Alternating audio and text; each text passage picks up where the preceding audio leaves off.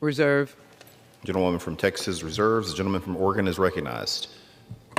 Thank you, Mr. Speaker. I yield as much time as he may consume to the gentleman from North Dakota, Mr. Kelly Armstrong. Gentleman from North Dakota is recognized. Thank you, Mr. Speaker. That's dangerous. No, thank you, Mr. Speaker. I rise to say in support of Prohibiting Punishment for Acquitted Conduct Act. I want to thank Mr. Cohen from Tennessee for introducing this important legislation. Mr. Speaker, due process is more than an ideal. It's a fundamental right enshrined in our law. The Constitution confirms that right explicitly ensures procedural fairness to those accused of and convicted of crimes. Yet the criminal justice system often grants judges with discretion to increase the length and severity of punishments based on conduct for which an individual was proven not guilty. We can all agree that holding criminals accountable is essential to law and order. However, sentencing based on acquitted conduct is an affront to all Americans' constitutional rights. The Prohibiting Punishment of Acquitted Conduct Act will bring an end to this unfair practice. This bipartisan, bicameral legislation bars judges from considering an individual's acquitted conduct during sentencing, except for purposes of mitigating a sentence.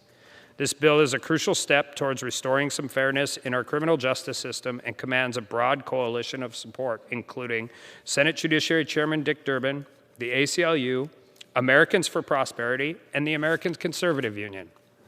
I want to thank both Chairman Nadler and Ranking Member Jordan for moving this bill through the Judiciary Committee. And just one last thing. Judges have a range of sentences in the sentencing guidelines. Prosecutors, after conviction, make recommendations. There's a pretrial sentencing report.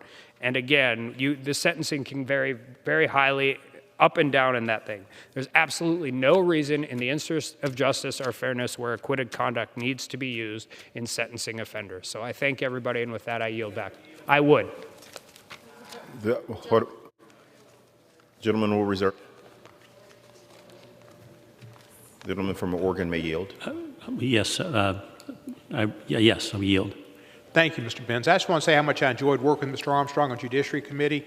It's one of the came back for the new Congress, and you weren't on the committee. That was a loss.